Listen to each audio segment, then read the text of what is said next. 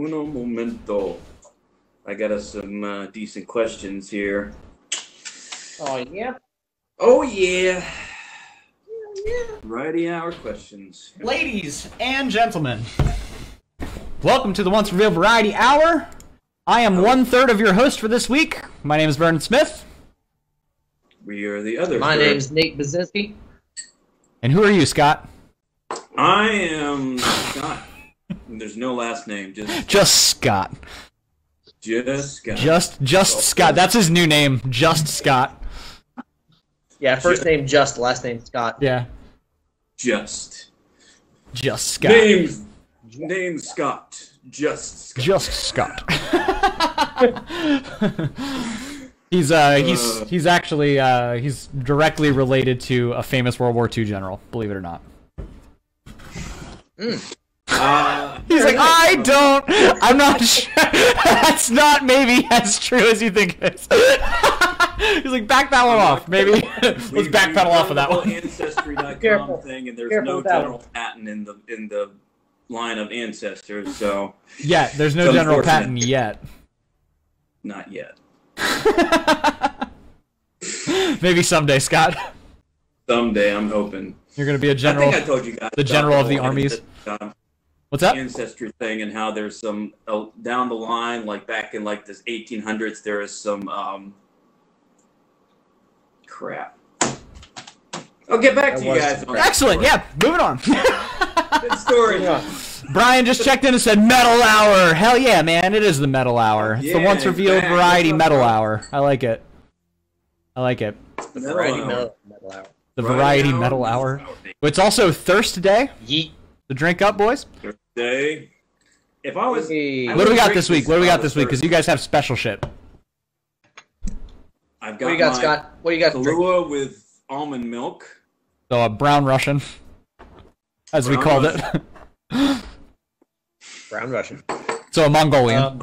That was the best joke, Nathan. You can't not use that. That's fucking great. Thank you. It's so good.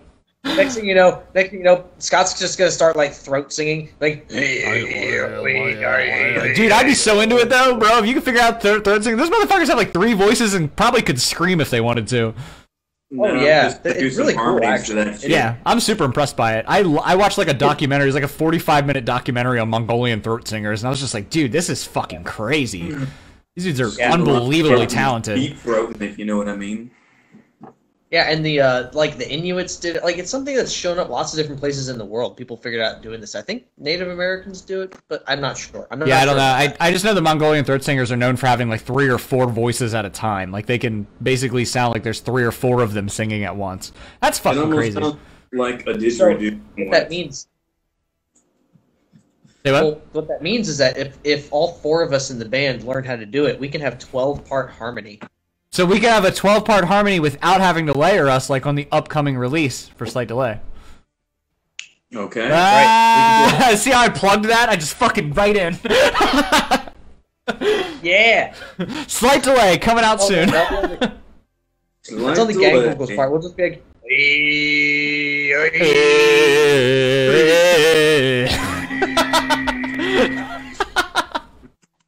It's coming. It's coming soon. V just checked in, said hello all. Hello. What do you got to drink, Nathan? What are you drinking this week? Hello. Oh, I've got myself a rum and coke. A rum and coke, a classic. What a classic. And I'm once again not sponsored by Truly. But he's you fucking bastards. You're still not sponsoring me. What the fuck? I am not sponsored by Coca-Cola, though I could be. But we could be. But we could be. Nor am I sponsored by cocaine. See, this is where these bands have fucked up, right? Is like, I don't know why nobody's decided to go NASCAR levels of stupid with endorsements and just straight up have your guitar postered in stickers for companies. Like, well, I'm just sponsored by Coca-Cola, Truly. Why not, man? Call me. We'll be the first. Once they start doing the whole podcast thing and advertisements, you got a fucking Truly on your forehead and like. I would do it. I'll if they paid me millions of dollars, I would fucking tattoo Truly to my forehead.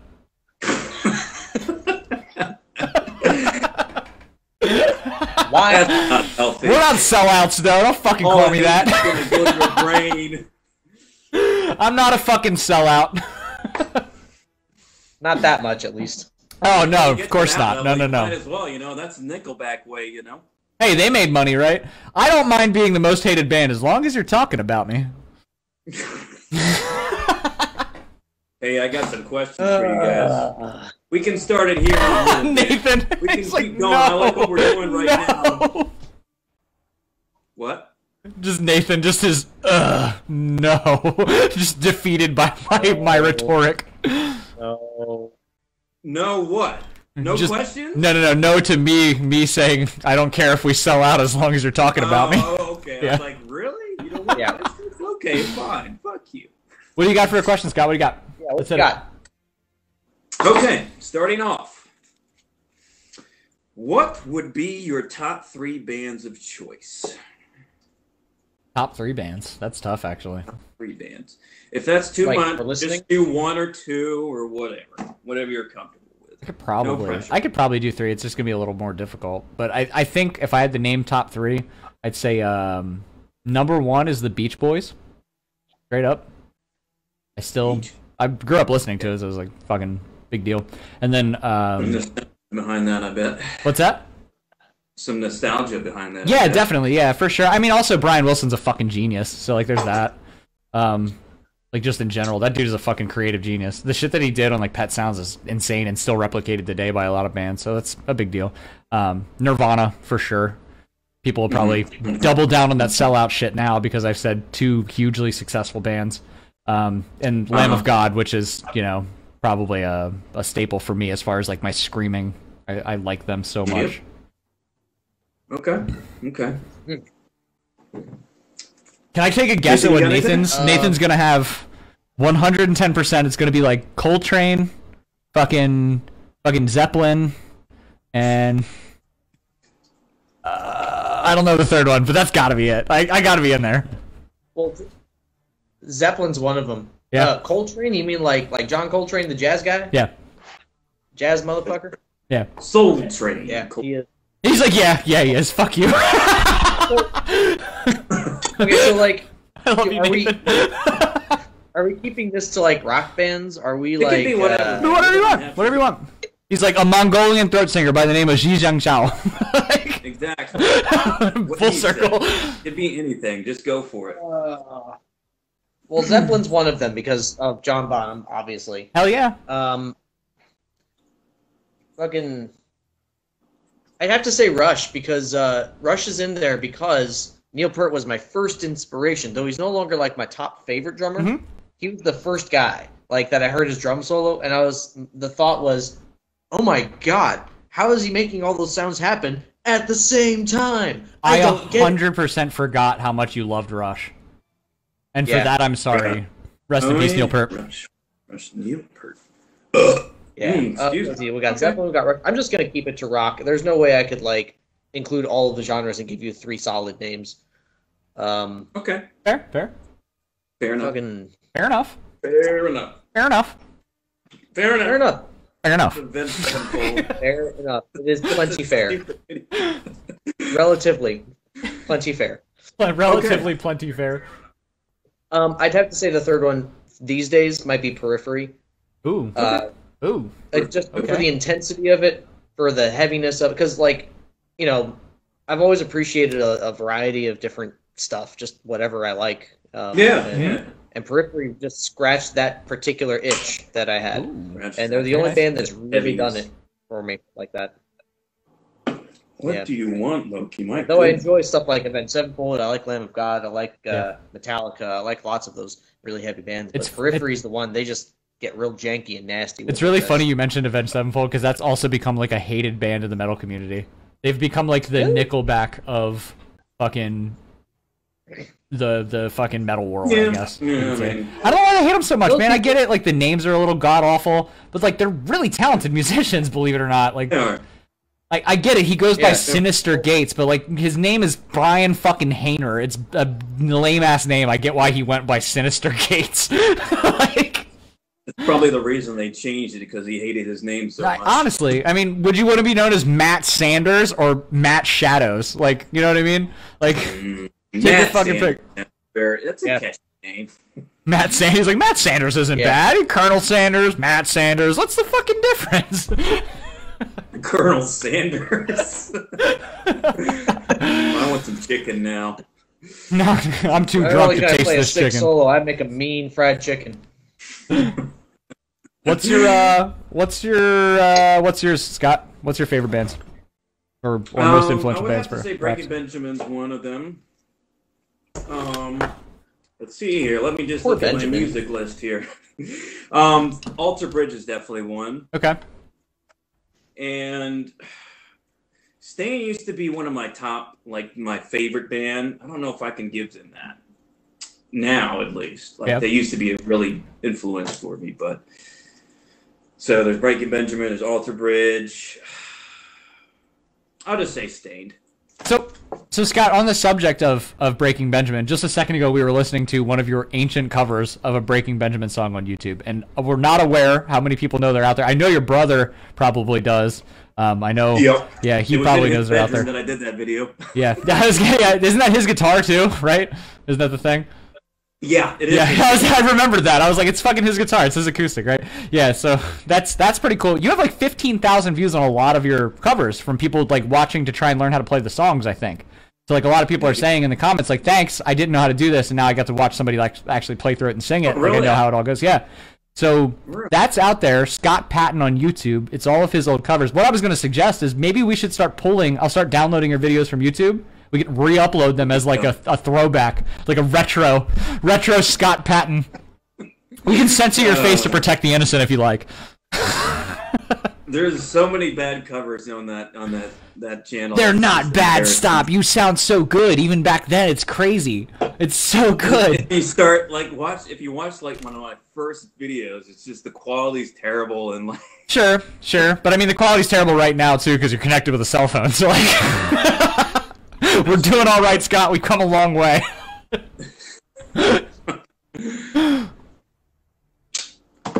All right. Amazing. That's amazing. I had to throw that out there because I was thinking about the idea of just throwing them out there in like a hey, remember this, Scott? Remember when you were making covers on YouTube, buddy? Yeah, I had like 160 covers or something of that ridiculous. I wonder how many subscribers you have. Like I didn't check that earlier, but that'd like be 200 and something. It was me. That's not meh. You have like 4 times as many subscribers as our YouTube channel does. Don't give me that.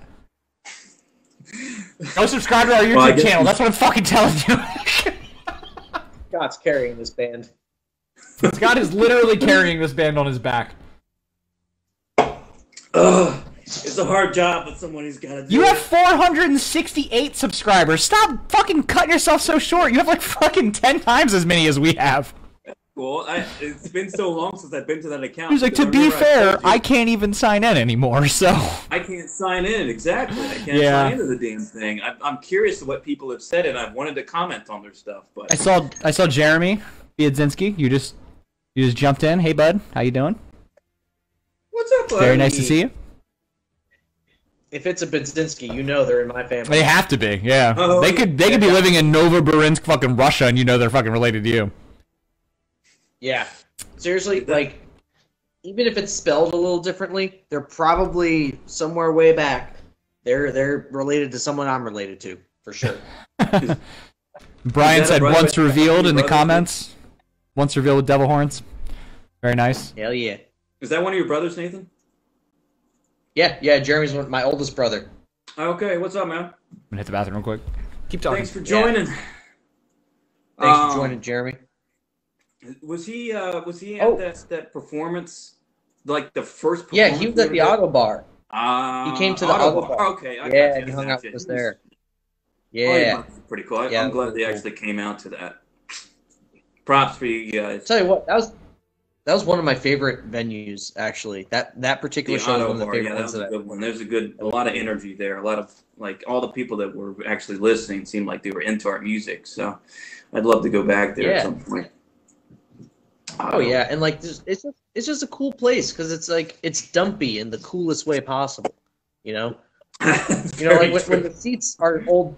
Yeah, and seriously, like when the seats are old bus seats that are sitting up right in the upper levels. What I was gonna say. There's like bus seats at that second level. I was like, this looks like fucking metro seats or something. I don't know. I've seen this before, but it doesn't look like it belongs here. Yeah, and there's stickers all over the place. You expect the bathroom to smell like piss. It's perfect. It's the perfect venue. I mean, yeah. It was a good time. I vaguely remember everything from it, but from what I remember, it was a good vibe. Like everybody seemed to enjoy it. Like the people that were in the crowd were really getting into it, clapping along during the slight delay part, and it was like, all right, this is cool. Well, there was actually a crowd that helped. You know, it's like when we actually have people watching us, they tend to enjoy it. You know, right? When they're actually responding, it's like, wow, this is what musicians should feel like. It's like. Well, that's the thing, Scott. It's if we have people there, they seem to have always responded well. The only time I can think of that they didn't really respond much was when we did that like Halloween party. But it was just the three of us doing instrumental stuff. That's what I was talking about. No one was even there yet. Yeah. I'm still all caught up. I was listening while I was taking a leak there. I agree. The Auto Bar show was the fucking best show. That was great. Yeah, it was the bomb. I had so much fun with that. We also met some really good friends there. Like legitimately, I feel like we made like legit friends at that show specifically. So that was cool. That was really cool. And I ran into some random person that I knew from like what I feel like is like a former life. Like this guy cool. Like remember his name was Luke. He does videography and stuff like that. And he's the drummer for one of the other bands. And it was the band that had it's like I knew him because I knew his family through church or something like that. Like just a random connection. And he happened to be there. What of a turnaround, right? You just run into this guy. Jeremy said it helps that we were the best set. Thank you, sir. Thank you. Oh. You're the best. Thanks, man. You're the fucking man. Jeremy, you get in every show free. Just let me know. I was going to talk about our first performance. Finally got to be able to get the comments up. What'd you say? I was going to talk about, you were talking about the Halloween, our first performance. And how... Yeah. Oh, actually, speaking of which, Pong, our friend that hosted that party, actually just jumped into the watch party here. No shit! Yeah, no shit. So, our first show was at Peng Yu Lin. That was at your house, bud. And the other thing is, Jeremy came to that one too. He did. He was there too. That was another show he came to. Yeah. We had a lot of people at that, believe it or not. It was kind of funny to look at. Like, I was like, we don't know what the fuck we're doing, but, well, thanks for coming. We don't even have a basis Let's do this, There's no vocals. We're just doing instrumentals. Instrumental is what we were doing. Instrumental. Fucking is that the name of the bro. Both of you said it at the same time. That was great. Instrumental. It's a Thursday instrumental. Thursday. We encourage you to tag us in anything that has OR in the name. Yes. Literally, and George Foreman, we're looking at you. That's a double whammy. That was a double whammy. Origami, orgasm, organization. Organized orgasms, like domino effect, one after another. One after another after another. That one, and then that one. Oh yes, just over and over again. It's a sticky situation. Hilarious. You guys are ridiculous. So anyway, on to more productive topics. What do you got? Yeah, you got any more questions for us? Hit us with a question, Scott. I love these interviews. For you guys here, okay? Yeah. Be prepared, okay? All right. So what artist? Well, actually, I just asked. Well, I asked Vern this already, but he was marinating on it for a little bit. What artist most influenced you?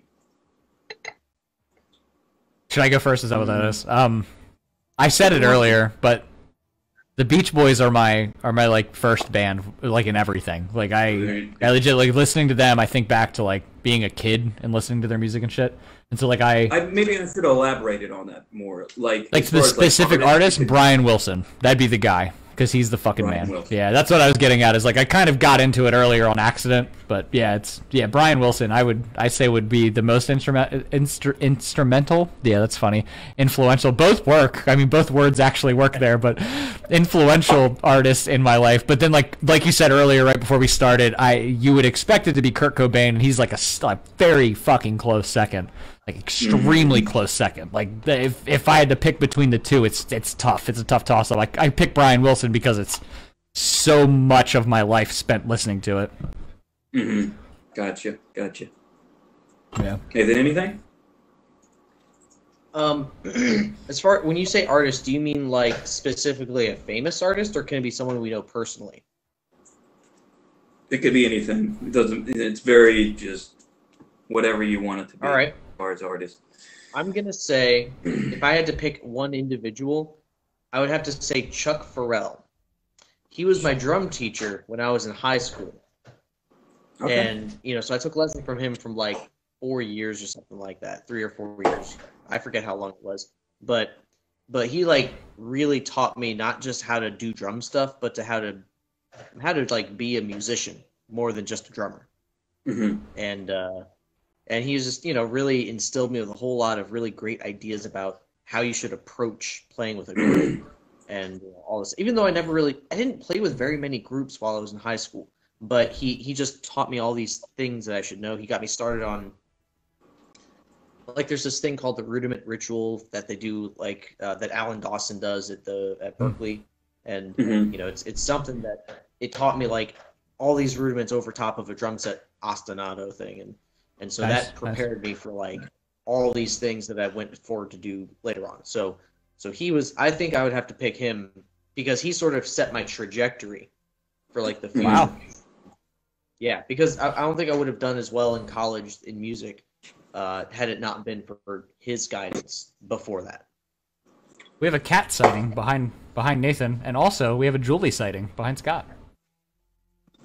Say that again. I said we have a cat sighting and a Julie sighting at the same time. The cat like popped up behind you as you were answering that question, and then Julie walked by, by Scott at the same time. Julie, it's not Julie. Yeah. Hey, Julie. It's a Julie sighting. There's one Julie. Just one. Here we see the royal Julie in a natural habitat. We can see her somewhere in the background walking behind Scott. She uses her camouflage. Looking for a prey. Not being a prey. So this is Axl, named after Axl Rose for the red hair. Just so you know. His full name is Lieutenant... Named after Axl Rose from Guns N' Roses for the red hair. Okay. Yeah. So it's Now, I know his name is spelled AXL, but his is AXYL. Not that matters except for the vet, but whatever. He's a big cat. He's not as big as Chief. Chief is. Chief is fucking enormous, though. Is that the Maine Coon fluff? He's part Maine Coon. Yeah, but he's also really dense. Chief is like the size of a human torso and probably weighs as much. Like. Yeah. Yeah, I would grab him, but he looks very comfortable. Scott's like, that's really specific. I'm uncomfortable that you had that like knowledge in there anywhere. He's like, I didn't need that. No, that's very helpful, actually. I'm glad you mentioned it. No, that's perfect. I've actually lifted a lot of human torsos without the limbs attached, so. Exactly.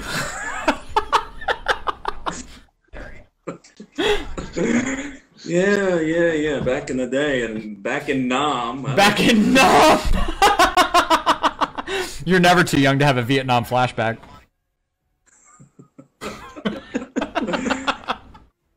I think that's the title of this one. You're never too young to have a Vietnam flashback. We're too old for a Nam flashback, bro. That's amazing. Oh god, I gotta comment it in. I gotta throw it in so I don't forget that. I'll be right back. I actually want to get something. Speaking of Vietnam flashbacks, I have a friend who fought in Vietnam. And he gave me something kind of neat. I'll be right back. Okay, that's it. Okay, pull it out. That's actually you're never too young for a Vietnam flashback. I don't know what that's from initially, but back in the day they used to do these things called AMV Hell, which is anime music video hell, And there was this one specific one, it was like AMV Hell 3, which is like Son of AMV Hell or some shit like that. There's like the subtitle to it. One of the things that they did is they like showed like a Vietnam anime, right? And they set it to a bunch of like metal and rock music, and right before it started, it was like, "You're never too young to have a Vietnam flashback." And then it was like like it's fucking crazy. It was absolutely crazy.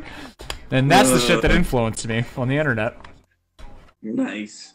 So this is the thing that my buddy made me. He fought in Vietnam. Oh, wow. And this was something they would make, and it's the colors of the Vietnam flag, the green and the red and the yellow, and then the United States flag, red, white, and blue, as well as a couple of silver beads. I forget what the symbolism of the silver is, but he gave me this. And then another guy who is friends with him, who also fought in Vietnam, gave me a pin, Vietnam veteran pin.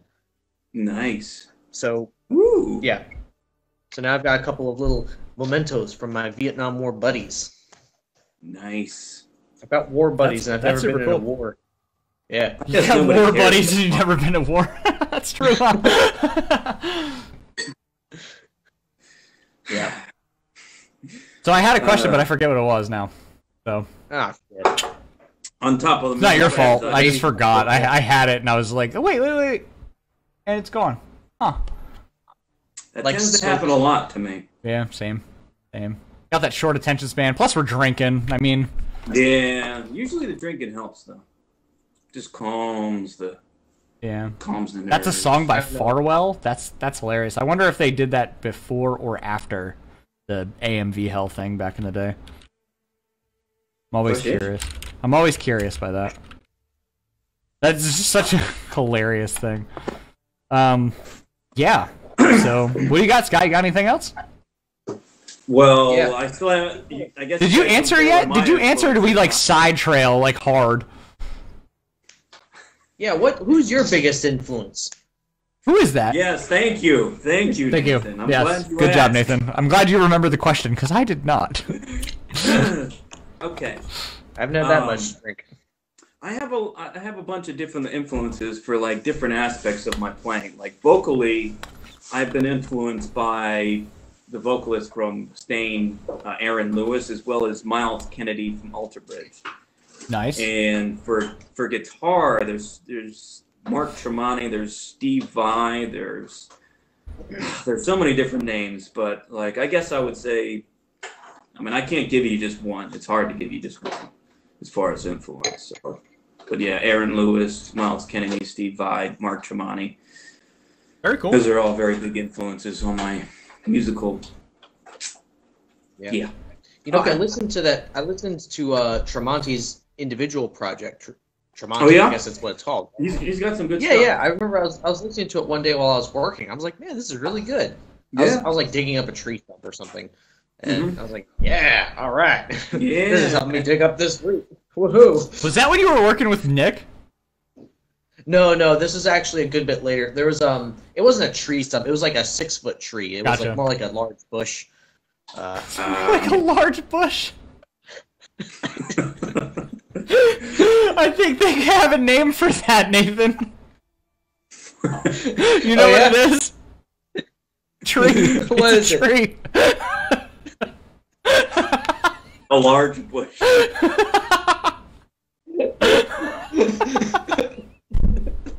That's so funny. I'm crying. It was less like a tree, more like a large bush. Just the symbol you did with it too. It was a tree. Just a large bush, man. It's just every time he goes out into the wilderness. Dude, there's so many large bushes. I don't even know what to do with all this. Yeah, that's what they were saying in the 70s too. Oh, I just hit that large bush earlier. Well, I didn't want people to think that I was digging up like a very large tree stump, because it was just like a 6-foot tree. Gotcha. Yeah. It just looked like a large bush. But there was one. It was more like a large bush that you might call a tree. V in the comments said I was going to say shrub. We're scrubs at identifying shrubs, is what we've determined. You might be on the side. Shrub might be right. Been a shrub, I feel like shrub root. that's probably accurate. Shrub. Shrub. Yeah. It's a fun word to say. Shrub. You know, speaking of my brother Jeremy, who's on here, there was a particular summer that there was this giant ass pine tree in our backyard that we got cut down. It was probably like 25 or 30 feet tall. Like, it was huge.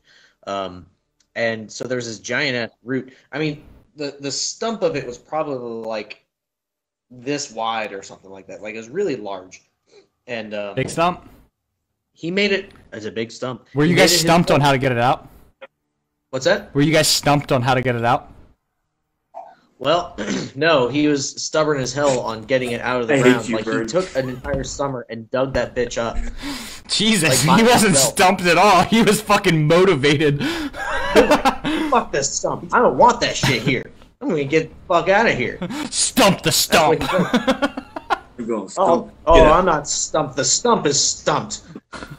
So, yeah, he spent like a summer digging the stump out with like a pickaxe and like a shovel and whatever. And then there was one day I had to help him like roll it out of the hole, and it took both of us like all of our fucking strength just to like get it up and like up and over. You know what my dad used to do with those fucking things, like out in the woods that he had by his house when I was like 18 or 19? He used to just cut them bitches down and then light them on fire. He would literally douse it in gasoline and just light it on fire, and it would burn down to the roots. This is fucking craziest thing. Give it a little vitamin G. Vitamin G. That's what the ozone needs, huh? Vitamin G. Little vitamin G. It's a Simpson quote. I fucking figured it was Simpsons. Actually, that's hilarious. I was like, that sounds like the old man, like the grandfather. I got a good question for you guys. All right, if you had one shot, one opportunity to seize everything you ever wanted, one moment, would you capture it or just let it slip? I would not. Where you fucking I would not miss my chance to blow. This opportunity comes once in a lifetime. Have we said too many lyrics? Are we gonna get fucking DMCA'd? We're so sorry, Facebook. This isn't a cover. We're just joking. No, you better lose yourself Scott, in the music the moment you own it. You better never let it go. Oh. We're so white, like so unbelievably white, that the only rap artist we know is Eminem, apparently. Hey, I know about at least two others. Same. At least two. Minimum. At least two. Yeah. It was funny how I came up with that question. It was like, I need to think of a parody question. And it was like, if you had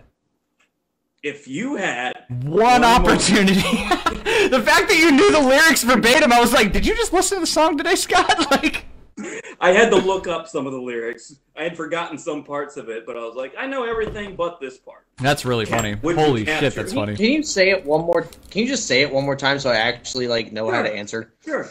Because all I did was laugh. If you had one, I'm gonna deal with the dog real quick. One opportunity to seize everything you ever wanted, one moment, would you capture it or just let it slip? That's a deep question, my friend. Yeah, I know, right? It's a deep philosophical Eminem question, bro. Yeah.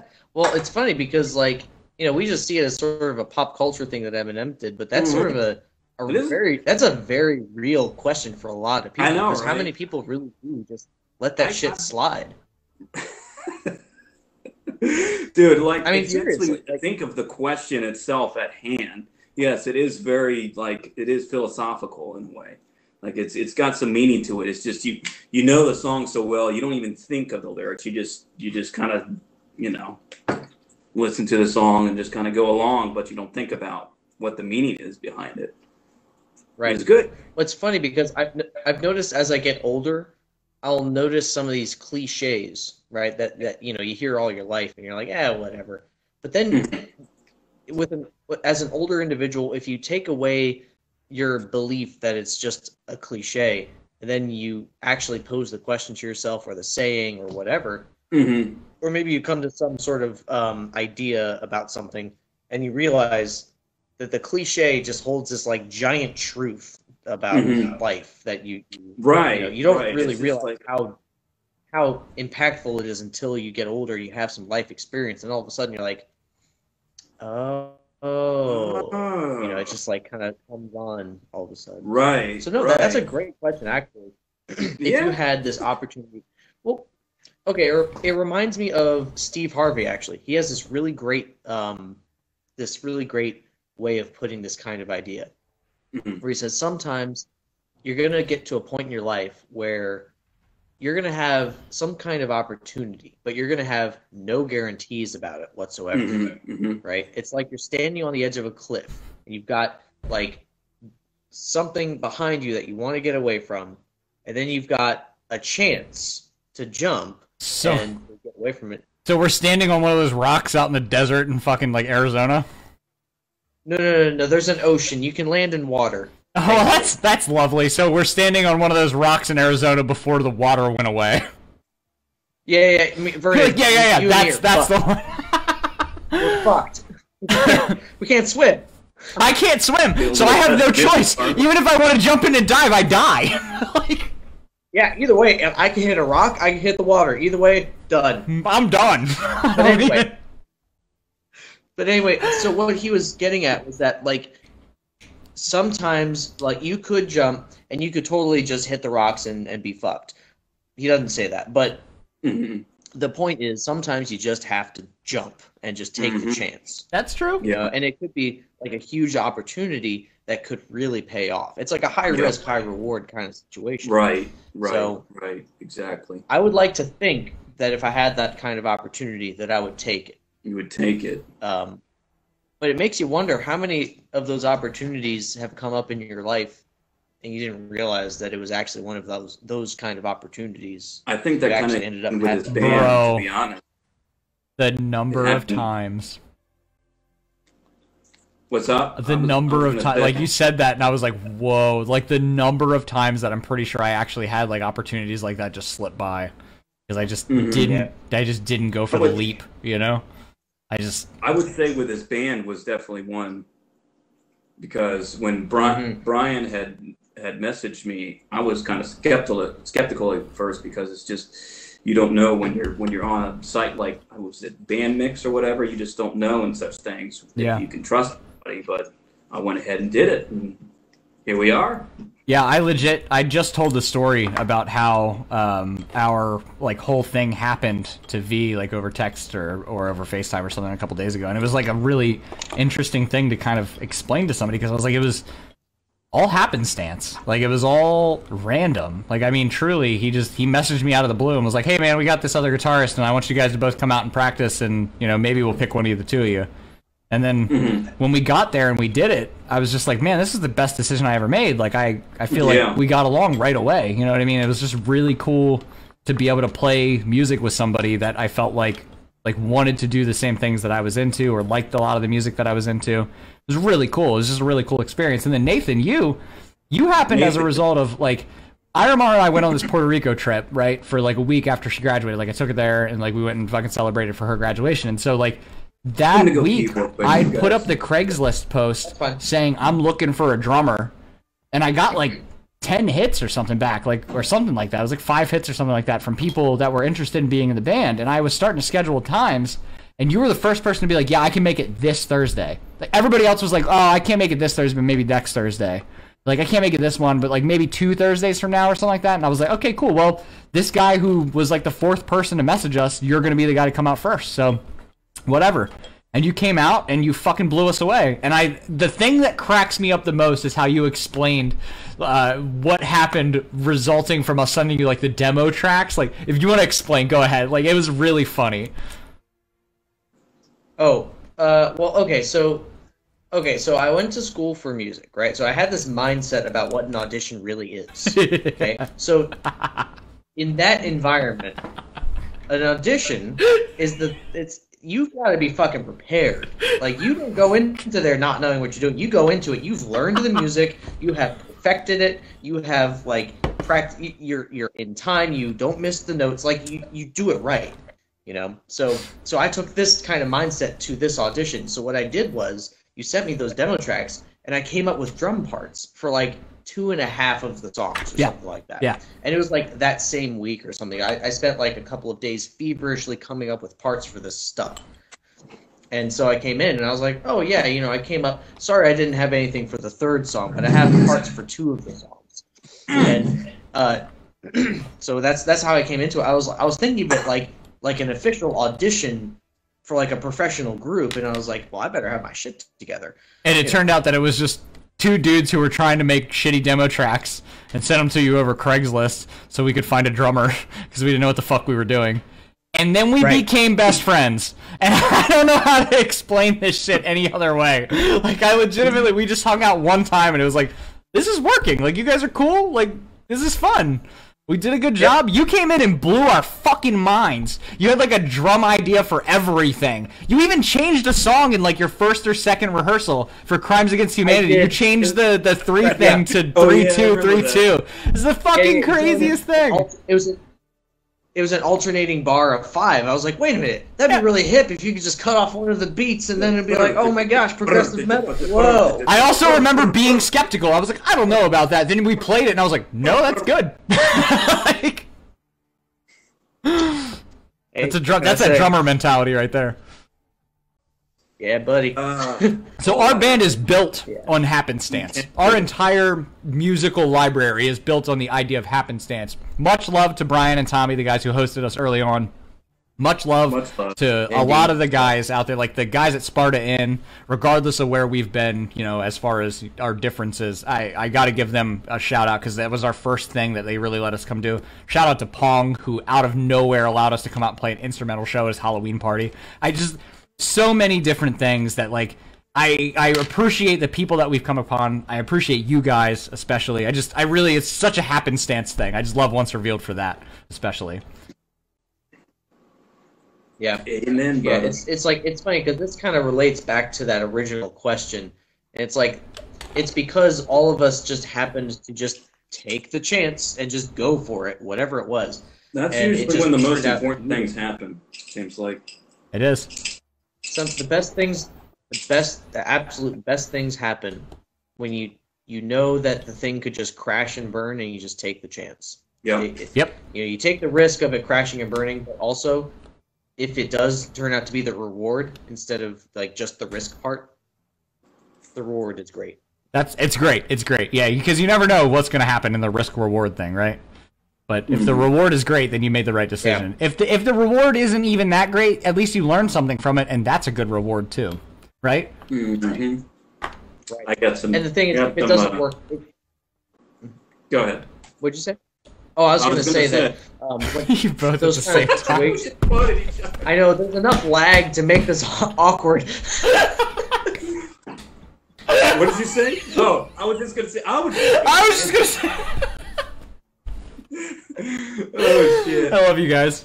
We're both just too pleasant and too proper to too polite. Interrupt. Oh no, after you. Oh no, after you. Oh no, after you. No, after you. No, you go ahead. No, you go ahead. No, you go ahead. No, I insist. It really is fine. Okay. So what I was going to say. Wait, what was I going to say? Shit. Scott, what were you going to say? Go. Oh. Got it. Okay. I got it. So, what I was going to say is, in those kind of things, if you don't take the chance, if you don't go for it, the thing is, you're going to regret never finding out if it would work or if it would crash and burn. You just never will know. That's true. So it's better to take the risk, even if it doesn't work out. It is. I think that there's a lot of times because I've spent my entire life being a very like careful kind of person. You know, very like kind of. I would say timid. I would say I've been a very timid person in my history, and I don't want to be. I admire people who are bold, the people who just speak out, and just, you know, the people who just say what they feel, the people who are like kind of mouthy and maybe regret what they said or something. But I've always admired that because they're willing to take the risk of just putting it out there. So is that why we're friends, Nate? What's that? Is that why we're friends, Nate? Yes, part of it. That's part of it. I'm not gonna lie. I do have a bit of a mouth on me. Yep. Got a bit of mouth on him. Yep. That's what my mom and grandmother used to call me when I was growing up. Mouth. Like, legitimately. Mouth. Shut the hell up, mouth. Straight up. Straight the fuck up. Picturing just your mouth. Shut the fuck up, mouth. I'm just a mouth as a head. It's funny because now you're the screamer in the band. And it works. I'm a mouth. It worked Nobody out. tells you to shut your mouth. You just let that mouth go. I just kept that mouth a gabbing. Just let it out. Yeah. I was just gonna say, I got some little bad news. I got an email from the company that I applied for. Euphoria. Oh no, the one that we talked about a couple weeks ago. No. Yeah. Scott's not going to be the plug. That sucks. I'm just not a stoner, I guess. You weren't stoner enough. You were probably too straight edge for him. You showed up and they were like, "This guy's a fucking cop. He's a fucking cop." Are you a fucking narc? You a fucking narc? This badge? This guy's a fucking cop. He came in and he tried to tell us he wasn't a cop. He's a fucking cop. It's medicinal marijuana. I mean, there's only so much illegal shit they can do. That's so funny, though. That's so funny. But yeah. I'm sorry you didn't make it in there, bud, but it's too funny that they didn't accept you on the idea that they thought you were a narc. Just that concept is so funny. That was the message, actually, when they sent it to me. We just had a suspicion that you're a narc. So We're pretty sure you work for the sheriff's department. We're not in. Nah. We're gonna have legal creative differences. Legal creative differences about the sovereignty of marijuana rights.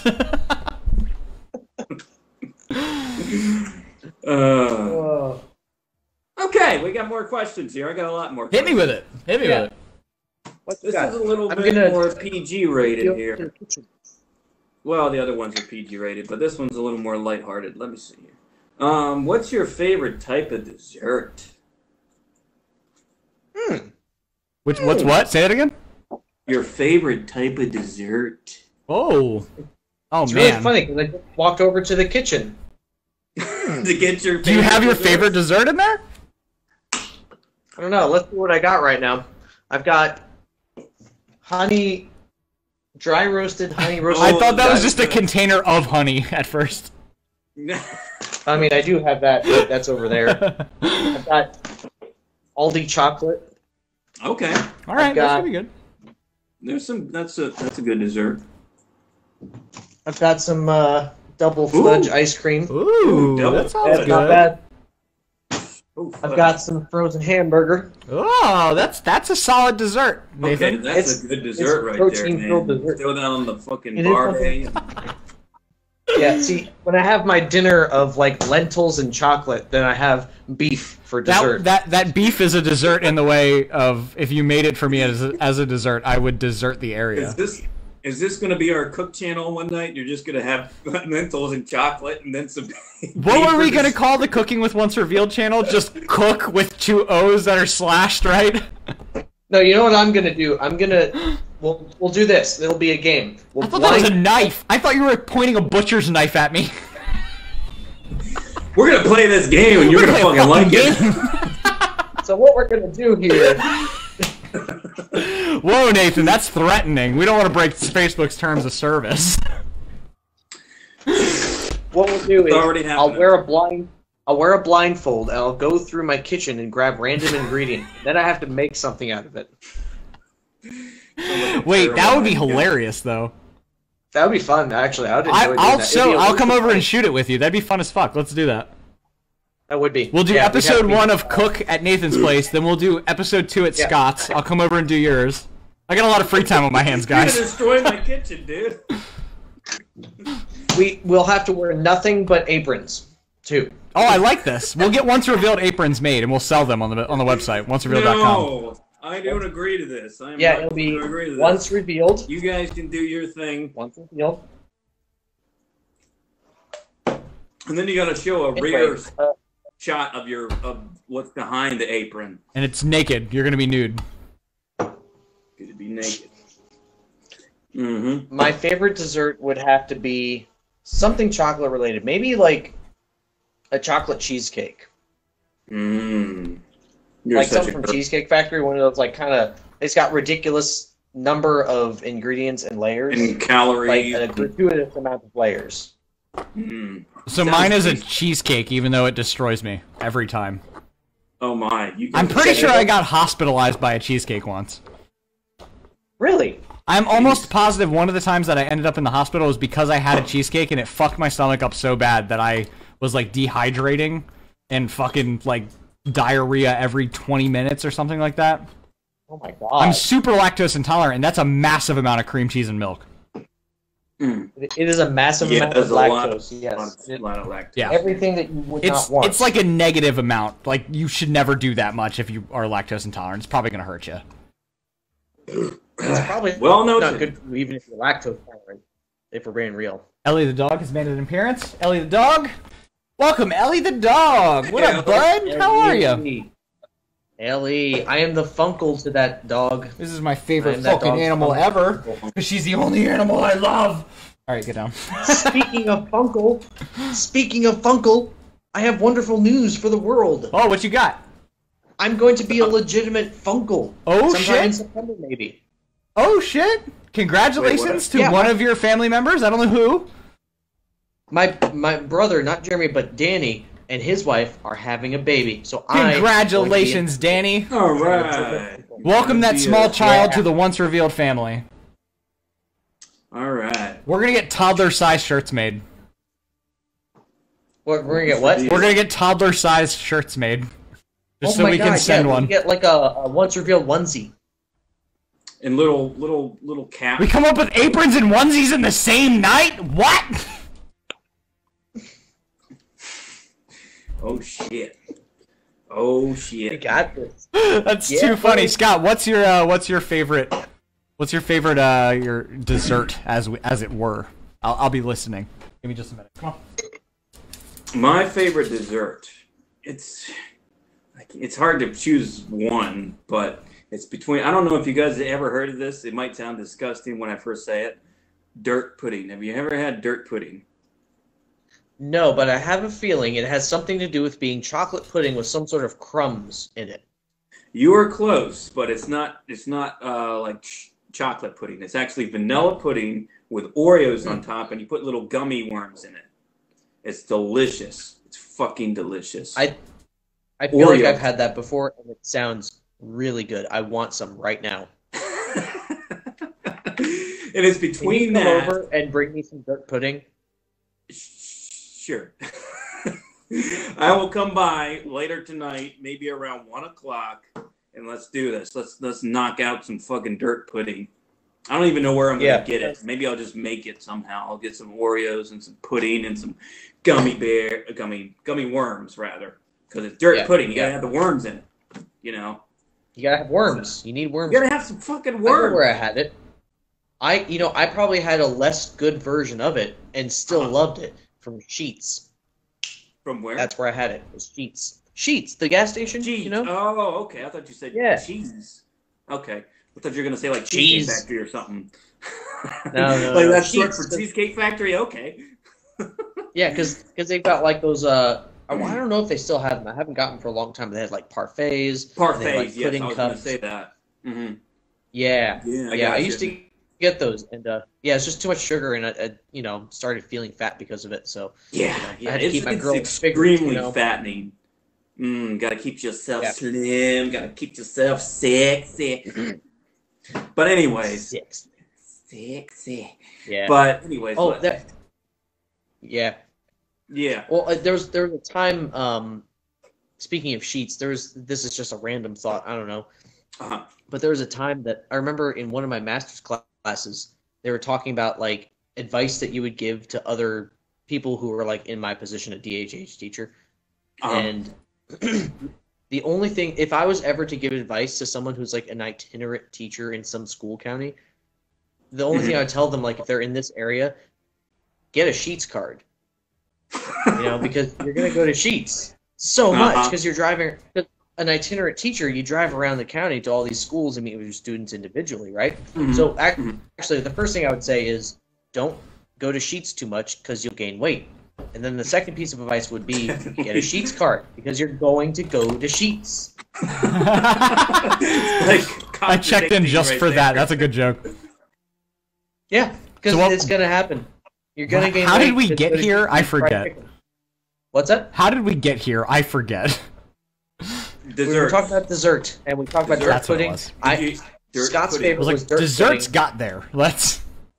And dirt pudding, I had dirt pudding at Sheets, and then I started talking about Sheets. Got it. Makes sense. That's not my because only favorite fuck dessert. it, Sheets. I haven't had Sheets in a while. That, and you guys were talking about cheesecake, and for and the skits. there was a Sheets. There's a cheesecake that I came across. Excuse me. It was an Oreo cheesecake. It had whipped cream all over it, and like it had the Oreos as like the crust of it. Oreos, and oh man, it was like heavenly. Oh, now that is between good. That and the dirt pudding. That would be my. That sounds good as shit. Not gonna lie. Yeah, some delicious Brendan, shit. What is your favorite dessert? I answered. It was cheesecake, but it almost killed me twice. Oh yeah, right. Cheesecake is just so damn good. It's like it's literally my favorite. It's so good. New York style cheesecake though. I fuck every other style of cheesecake. I could fucking give a shit less about any of it. You're all trash for thinking it's better. New York style cheesecake. That's the best one. I said Oreo. Well, excuse the hell out of me. I'll fight you both. I'll fight you both. You're fucking trash. It's New York style or die. You're fucking trash. You come to fucking New York. I will fuck myself. I will fuck myself. That's the actual ASL for it, just so you know. I will fuck myself. I'll get right on it. I'll get right on it. Myself, like you do a thumb. You know, yourself, myself. That's how you do that. Yeah. So it's I. Yeah. I is with the pointer though. I. Fuck myself. I get another question. Could you do both? Could you do? Yeah. That would work. Really, in ASL, you'd just be like, oh. I'm guessing in shorthand, it's more like me, fuck me, right? Like. Yeah, just fuck me, I guess. Yeah. You know? Fuck me. I don't know. Actually, I don't know. There might be like a colloquial sign for that kind of thing. Like maybe, yeah. What if it's like? It's kind of, that was kind of like an English translated into ASL. Yeah, it does. Yeah, so that's what I'm thinking. Like maybe it's just like just fuck me, just fuck me. Wait, what'd you just do, Scott? Do that again. Whatever you just. Oh my God, that's So, just so you know... Is that fuck me in the ass? Is that what I just got? This is a sign for poop. Yeah, so you just fucked yourself in the ass. This. So there you go. There it is. So remove the dick from my ass. We figured it out. So it's not fuck me in the ass, it's stop fucking me in the ass. It's like, please stop. Please, no more. This is enough. Oh. That's what I was saying for my 4 years in the army. Fucking seriously. Remove the apparatus, please. I am not enjoying this. It's hilarious. Holy shit, that's hilarious. I got another question for you guys. Hit me. Yeah. New question, please. New. Nathan's like, I'm gonna lose my certifications over this. Where would that be? Done here. All right, new question next. I just answered your. Okay, fine. I'll repeat it. Whoa! Power went off in it. Holy shit! Holy shit! We caught a power outage in Scott's house. I'm a little scared right now. Live feed on power outage. Why is there even a power outage? Is it even like what's going on? It's not windy or anything. Maybe somebody hit a fucking pole just now, Scott.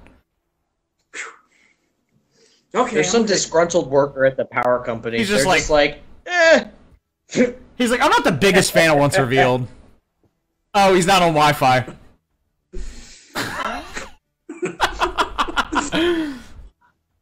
Okay. Anyways, if you could live anywhere on Earth, where would that be? Ooh, excuse me. That's tough. I'm gonna answer it way too creatively. Okay. I'm gonna live at the bottom of the sea. At the bottom of the sea. How cool would it be to live at the bottom of the ocean? How fucking cool Under would it be? the sea. Under the sea. Alright, I'm just drunk. I'm gonna be honest with you, that's not my best answer. Somewhere tropical. I like the warmth. I can't swim. Yeah, that's kind of a strange answer for you to give. Like, yeah, I'm gonna live in water, even though I'm gonna live the one place that might kill me all the time.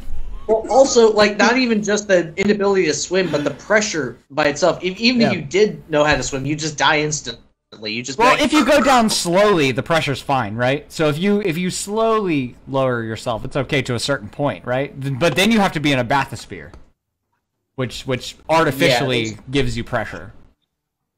You know, the deep sea is just not good for humans. I don't know. We just didn't adapt to that very well. Trees tend to work better. You know, small trees that aren't they're like large bushes and shrubs, they do well. We do well with shrubs. You know, we do well with shrubs. We need shrubs. We need shrubs. That's the new EP name. We need them big, large, ginormous shrubs. Purple. That's the Once Revealed's first EP. We need shrubs. Catch it on Spotify. You just have a picture of my beard, just large shrubs. Just shrub. That makes me picture something else. Oh no. But, oh no. Oh no. Oh no. Oh no. Oh yeah. Oh no. Oh yeah. Oh yeah. Oh yeah. So anyway, Vernon, where would you live anywhere in the world besides the bottom of the ocean? Where somewhere fucking tropical. I really liked. I mentioned it earlier. I really liked Puerto Rico. That fucking place is awesome. I would love to live somewhere in that general vicinity of climate. Like maybe Florida. It's kind of similar down there at the southern tip of Florida. That'd be kind of sweet. I lived on the equator for a couple of years when I was in the army, and so that was pretty sweet. I like the heat more than I like the cold. I fucking hate the cold. If you could give me any type of life to live, it would be somewhere hot rather than cold, because I fucking hate the cold. Gotcha. Yeah. Even when it's its hottest and I'm like sweating and dying of the humidity, I'm just like, at least I'm not fucking cold. At least I'm not like, I can't fucking breathe. It's so fucking cold. Like, I fucking hate that. There's a whole issue with, less sun and that. Yeah, the depression thing, man. Maybe that's part of it too. You might be onto something there. Maybe it's like the less vitamin D and I'm all depressed, so I'm just like, well, I'm happy in the summer. Right. There is actually like science behind that whole thing. Oh yeah, for sure. Yeah, you're definitely right. Yeah, it's definitely a real thing. Yeah, seasonal depression. Yeah, I definitely have that. Yeah, I do have that. I was diagnosed with that at one point. Most likely I have it too. Yeah. I guess not diagnosed. I don't know if it's a DSM category at this point, but like I remember one of my therapists at one point being like, you probably have seasonal depression, man. Yeah, it's definitely something that happens, whether it's like an official diagnosis or not. It definitely happens. Yeah, for sure. Yeah. For sure. Yeah. Yeah. What about you there, Nate? Honestly, I don't know if there's a specific place, but I love the woods. Like being around trees. I love trees. Okay. You're a Washington West man. West Virginia is actually Washington. Yeah, well, yeah. So like when I was out west over the summer, the desert's beautiful, the mountains are beautiful, the Bear Mountains, they're really majestic in a way that other mountains just don't have. But I would not want to live there. I like to go see them. I like to experience them. Right. But when it comes to a place to live, the woods, they just do it for me. There were campsites that were like in the woods, and I loved it. It was beautiful. Like there was these kind of auburn pines that were all over the place towards the Grand Canyon. I kind of feel you. That was 100% feel you on that. Yeah. So like being here in West Virginia, it's like kind of awesome for me actually because I can just drive in the mountains anytime I want. Right. I love Right. it, you know? But I think in terms of just like where I want my house to be, like right now I'm in a neighborhood and it's a good house. I'm very happy with it. I'm very grateful for where I'm at right now. But my dream house, that I guess if you could say that, would be a house that's out in the forest, out in the woods, close enough that I can still get to stuff. Like I don't want to be a hermit or anything, but you know, I just love being out in the woods. I'm telling you, man, Seattle. You should check out Seattle and the surrounding woods. Yeah. I feel like you'd really enjoy it there. Let's relocate the band. Let's all just move to Washington. There you go. Let's do it. I want to see the redwoods. Close enough to I want to see California. I would honestly love that, though. I would honestly love to move to Washington. That place looks fucking beautiful. Seattle would be nice, but just anywhere around the Puget Sound would be fucking a beautiful thing to live around. It's just so beautiful there. That's where Pearl Jam's from. Seattle. That's where a lot of those grunge bands are from. Yeah. I have a lot of draw to that for that, but I mean, it's just a beautiful place to live too. Just looking at the forest and the mountains there, it's so cool. Yeah, I've never seen that West Coast. I want to check out the pictures, man. We have a band friend, Rachel Cruz. She does photography, journalism, and a radio station as well, Rock Rage Radio. I don't know if she's still doing that or not, but she used to. She used to play her stuff on there. But she went on a trip to Seattle, Washington at one point, and I watched a lot of her like stories on Instagram and Facebook about it. And dude, that fucking place looks beautiful. It looks amazing. It just looks like honestly, I'd just love to go tour there just so we could go hike the mountains. You know what I mean? Like I would love that. It'd be so cool. Yeah. I would join you on that trip. It'd be so much fun, dude. It'd be so much fun. Scott would be there. You know him. Oh yeah. He not only would Scott be there, Scott would be there and wearing the biggest backpack. He just and boots and hiking poles. Not my shoulder issues. Yeah. Actually, I would totally do that. I would totally have the backpack. Me too. I would wear the backpack. I would have the hike. I have hiking poles actually. I have. Let's just quit our jobs and hike across America. Oh yeah. Scott's like, I'm in. See, I told you, he's the motherfucker with the biggest backpack. I don't even have a job, so it's fine. Can't even get a job selling weed. Fuck you. Can't get a job selling weed. Maybe in Washington you can. It's legal there. Watch it. It's the thing that you do when you can't get a job is you sell drugs. You see this? I'm just giving you a hard time. That's amazing. Just give me a hard time. I love you, buddy. I know. I was just sent a picture of an apron with the Once Revealed logo on it. So that's fucking amazing. What's this? Yeah. I don't know how to link it to the band chat, so I'm just gonna bring it up. Thank you, V. That's amazing. I can't see it. You gotta move it over to your little left. Oh, that's beautiful. Woo! Beautiful. Okay. Fucking outstanding. Make it for us. I think we're gonna go ahead. We're gonna order those for sure. That's fucking great. And when we do Cook season 1, that's gonna be what we wear. That's the official uniform of Cook season 1. That's all we're gonna wear too. Yeah, naked, butt ass naked with a chicken mask on and those aprons. Yeah. Yeah. When we do our photo shoot for the first album, that's one of them. There it is. That's gonna be one of the pictures. Yeah. Scott, where would you want to live? What are you thinking?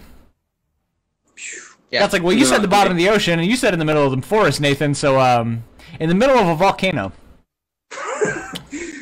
I was gonna say in Hawaii, the magma. So I guess you could be. You're pretty close. Yeah, where at? Oh shit. Hawaii. Oh, what the fuck? God damn it! Go! Cliche. That's kind of cliche when I say Hawaii. I mean, I've always wanted to visit. I don't even know if it's the greatest place to live, but I hear that the weather there is beautiful. It's just the water is blue, and it's just the people are very friendly. So gorgeous there, yeah. Could be. It's That's a really good spot, man. I would not have expected that from you, but I guess I did subconsciously. Maybe I don't know. Yeah. And when Nathan says the whole mountains thing, I agree with him too on that. Like now, I'm like more indecisive about it because he talks about the mountains and the trees and stuff. Yeah, that's also another thing. Well, what's crazy is here in Maryland, even we have the Appalachian Trail, so we could We can make a once revealed trip out of going hiking if you'd like. That'd be fun. We've already done Yeah, it, but we can right do it again. here, you know, I'm down. Oh yeah. Yeah. Hills There's to the a end. if you guys actually wanted to, there's at Harper's Ferry. There's a Harper's Ferry, yeah. hiking trail. Yep. That'd be fun Yeah. as fuck. Let's go do it. Let's go do hike. We'll do cook and hike. Or do hike. Maryland Heights, got- man. If Maryland you Heights. I want was to just be gonna tired, say, yes. I was gonna say Maryland Heights. That view of the Harper's Ferry is awesome. Yeah. yeah. I was gonna suggest let's do an episode of cook while we're doing hike. Yeah. So we're gonna be cooking like kind bars. No. We can Like, cook on like a this is little bar, like a it's in little. the We'll sun. pick up Foreman, one of those Foreman grills, and we'll do it out there. The George O.R. Foreman O.R. grill. I'm not carrying it. No, Scott, you We'll have the take a biggest granola backpack. You bar have grill. to. That's your job. What's that? You have the biggest backpack. That's your job. No. Yep. Don't worry, Scott. It doesn't have to be heavy. It could just be like Like empty 8 water pounds. jugs or something. Just water. Yeah. It'll just be hollow. It'll be large, but it'll be hollow. So you'll be fine.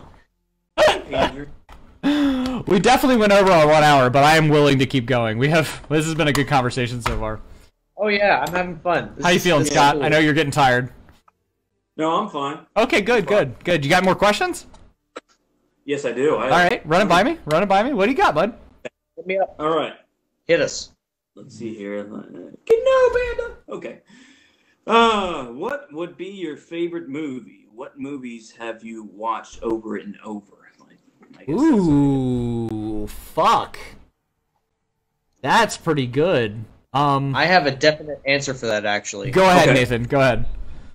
All right, I've got two that are my favorite movies. Me Okay? too. Go Now it ahead. depends on what appeal I'm going for. One is am I going for an emotional appeal or intellectual appeal?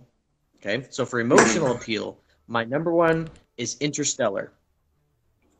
By far, Interstellar. I've watched that movie several times. It's the conflicted spaceman who needs to come back to see his daughter while also saving the world. I mean, God, it's just That's such a good movie. it's so fucking good. I don't know if I've seen it. And never mind the. Oh, it's great. It's very enthralling. I'm listening. It's very emotional. It's very awe-inspiring. The visuals are really great. It really stimulates your thought on what the hell is out there.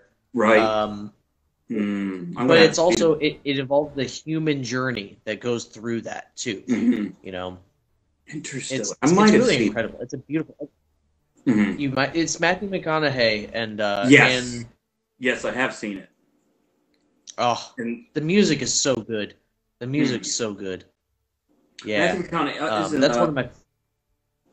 I'm trying to think who's the other actor in it who's like in it for a brief period, but he's like the douchebag who takes over a spaceship and Matt Damon. yes. Yep. I need to watch that movie again It's a because I didn't get to appreciate it. From the first time I watched it, I was kind of confused as to what was going on, and then I saw what happened at the end. I was like, oh, well, that makes a lot more sense. But I want to watch it again just to appreciate it a little more. Yeah. What was the When other I one? first watched it.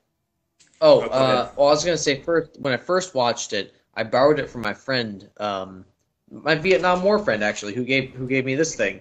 He lent me that movie, and I had headphones on, and I was watching on my laptop. I was living alone in an apartment at the time, so I was completely just all of my attention was given to this movie, and I was utterly enthralled. And I was getting emotional over this movie. It was so good. It blew my mind. I loved it so much. But anyway, now I want to see it again. I want to watch it again. oh yeah. Then the other one for intellectual appeal is a movie called The Arrival. It's called Arrival.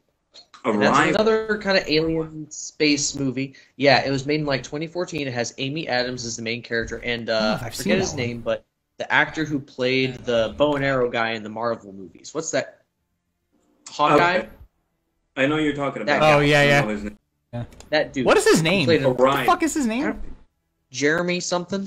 Jeremy I Renner. have Jeremy seen this Renner. movie. Yeah. I have Yeah, seen this movie. So that's my other favorite movie if I'm going for intellectual appeal. Now the reason is because that movie actually stimulated an idea that I have now if I wanted to go into like a research field about mathematics and language and music. That's the movie that actually inspired that. Wow. That idea. Because the basis of that of one of the main aspects of that movie was based on a linguistic idea that your perception of the world is based on the language that you speak, right? So the example that I heard that someone told me was that, like, in one language, you've got feminine and masculine pronouns in other languages for objects that are not humans, that they're just inanimate objects, but they have a masculine or a feminine pronoun to them, just the way the language works. Right. So, like, for example, if in one language you have a feminine pronoun for the word bridge, whereas in the other language you have the feminine pronoun or a masculine pronoun for the word bridge. You're both describing a bridge, but if it's a feminine pronoun, you'd be more likely to describe it as like beautiful or aesthetic or really appealing visually or well-designed or whatever. Whereas if it's masculine, you might say something like structurally sound, efficient, strong, like those more masculine related things. So for those two different people who might speak that language, it's not that they simply describe it differently, it's that their world is literally different because of this language difference. Right. When you mention that whole thing, can I elaborate on that a little bit? Yeah. Like, when you talk about that, like in Portuguese and Spanish, they have like feminine and masculine for everything. Like, there's, when you say, like, what's a good example? Like, anything that ends with A is feminine. Pow! That's a dick, of course, but wow. anything that ends with A is feminine. Anything that ends with O is masculine, and they have that for every word. Yeah, and it's very unique because we don't have that in English at all. Like, you describe a beer, it's just beer, but like it has to be masculine or feminine. So it's like in French it's and I only know this because I took French in college. But if there's an E at the end of it, that indicates feminine versus if it does not, if it's masculine. So for example, the word for chair is chaise, and that has an E at the end, so it's feminine. Not because chairs are girly, that's just how the language works, I guess. That's interesting. Right. So in this, it may have been associated with that, though. It may have been associated with the idea that like while men are out doing fucking war, the families are at home waiting, that kind of thing. What are they doing? They're sitting in chairs and shit. Yeah, a chair might be seen as more of a passive thing, which might be seen as more of I think that's what that bases a lot of it in, is like that idea of passive items versus actively used items. And that may be because we have this male-centric society, this male-centric species that we are as humans. Like, we really did double down on the idea of like might is right early on for whatever reason. And I mean, that might be just survival in its core, but I mean, it is at its core. That's probably where our language stems from too. No, you're absolutely right about that. In fact, in like spiritual practice, drunk philosopher. When you talk about the masculine, the masculine versus the feminine, that's literally the active versus the passive. Not to say that one is better than the other. It's simply that you strike a balance between the two things, and that's what creates a livable life kind of thing. Right. But anyway, so like in this movie, The Arrival, they use that linguistic idea. This alien species, I'm going to spoil it. So if anyone happens to be watching, I'm going to spoil the movie The Arrival. I've already seen anybody it, cares so about that, except maybe me. Yeah. But this other species that comes to Earth, they have a language that encompasses a fundamental understanding of time that we do not have. In other words, that they can talk about the future, the present, and the past all simultaneously. It's built into their language because they themselves have that same understanding of time. They know the future, the present, and the past simultaneously because they're a more highly developed species. And so their language is a thing that they give to us so that we can also have that understanding and absorb that understanding into our own mindset. And so the reason that this stuck out to me was because of that linguistic theory. I was like, good shit. This is some good shit. Yeah, it was good shit. I like that. I'm like, I gotta watch that again. I believe I had that. to watch. I had to watch it twice in order to really get it. Yeah. You know, and I'm a pretty smart guy. But now I want to watch it again just because you've explained it so well. So Scott, did you say your favorite movie? Did you say that already? I did not. What's yours? What do you got? Mine is not anywhere near as deep as Nathan, but I'll just Ace Ventura, Pet Detective. Like, it will be between two, actually. It'll be between two, like Nathan's, only it's a lot less deep. One for comedy and one for violence. One for comedy will be Dumb and Dumber. I've seen that movie a million times. fuck yeah, that's a good movie. I love that fucking movie. That's a dumb movie. Fuck you. It's a Dumb and Dumber movie, actually. It's the dumbest, maybe, because of that. And because I was always obsessed with horror movies when I was younger, and I've always been obsessed with horror movies, I watched Saving Private Ryan a million times as well. Yeah, that's a good one. I love that movie. That's a great movie. It's a great fucking movie. Good. It's amazing. The acting's great. Yeah. Storyline's good. Everything's good. It's really good. Oh, I haven't seen that movie. I'm gonna watch that movie. That's what I'm gonna watch. It's a good fucking movie. I haven't seen it in a long time, dude. I cry every time when he finds out his brother's dead, bro. Heartbreaking scene. Great movie. Yeah, right. Great movie. Yeah, I missed that movie. There with that. I used to watch that movie on VHS. I watched that on VHS at home. Too. I watched it several times. VH testicle? Did you say? VH testicles. I watched that. For you youngins out there, a VHS was a plastic container which had magnetic tape on it, which I'm just fucking around. There's nobody out there listening to us that's not a fucking boomer, let's be real. My favorite movie, speaking of boomer movies, The Breakfast Club or Nightmare Before Christmas. I don't like both of them. I haven't or the Tim Burton Batman movie. It's between those three. Which Batman? Wait, what's the Tim Burton Batman movie, the original one. The one where at the end of the movie, Batman's got fucking Joker pinned against the wall. He's like, "You ever dance with the devil in the pale moonlight?" And he throws him off the fucking thing. I mean, he catches him with the fucking bat thing, and he's hanging there. Yeah. I don't know if I saw that one. Jack Nicholson is the Joker. He is the Jack Nicholson Joker, the literal best Joker of all time, fucking bar none. Not to discredit Heath Ledger, great Joker. Heath Ledger, yeah. Honestly, really great Joker, but Jack Nicholson did it first, and he did it best. Visa says the boomer, I'll fucking fight you.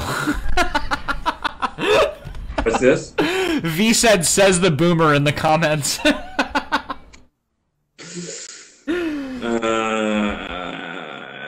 I guess I'm a boomer now. Yeah. It's like anyone that's slightly older than you that you don't like, they're a boomer. I'm a fucking boomer. I disagree with you, and you're also older than me, so boom. Fucking boomer. Fucking boomer. I got boomer mentalities, I'm sorry. All my favorite movies are literally old as shit, though. Breakfast Club, the Batman movie, Nightmare Before Christmas. Two of them are Tim Burton, too. Nightmare Before Christmas. Yeah. I love Nightmare Before This Christmas. might explain my depression late in my 20s. Maybe. It might. It just might. Just might. So that's what I got for my favorite movies. Cool. I feel like we're winding down. Are we winding down, gentlemen? I think we are. I think so. Bringing it in for a coast. We're gonna land it. We're gonna land it in. Yeah, this has been a good podcast. I really enjoyed this one. We had quite a few people tune in. Thank you for tuning in. If you haven't already, slap that fucking like button. Share the video if you haven't. We want all your friends to see it. We think it's fun. We're once revealed. Do you guys have anything to add?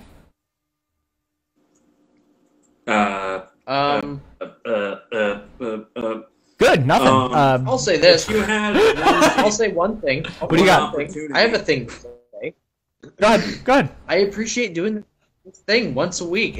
I enjoy doing this. It's fun. You know, it's so much fun. It's always very uplifting for me. You know, same. Like each week we do this, I might feel down coming into it, but as soon as we start doing it, I'm immediately uplifted. Even if like no one's watching or if we're just hanging out. Same, dude. Yeah, it feels like I get like a little time with my besties. That's really what it is for me. Yeah. Yep. Yeah. Yep. 100%. We gotta coerce Will into coming more often, because I miss Will. Yeah. Yeah. Will, we miss you. All right. We're gonna send him this video, just this clip, just us. We miss you, and then The very last. We miss you. Will. Will. Keep repeating. Will, My Hill son. William, please join us. My Hill William. William Wallace. Yep. So yeah, we've been Once Revealed. You've been great. Thank you all for being so well dressed. Join us next week where we learn what love is.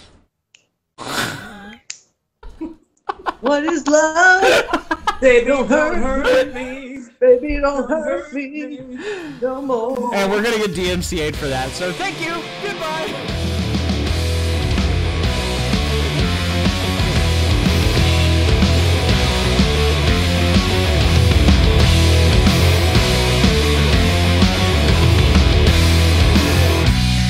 Bloodshot eyes, a sleepless night. I'm counting sheep.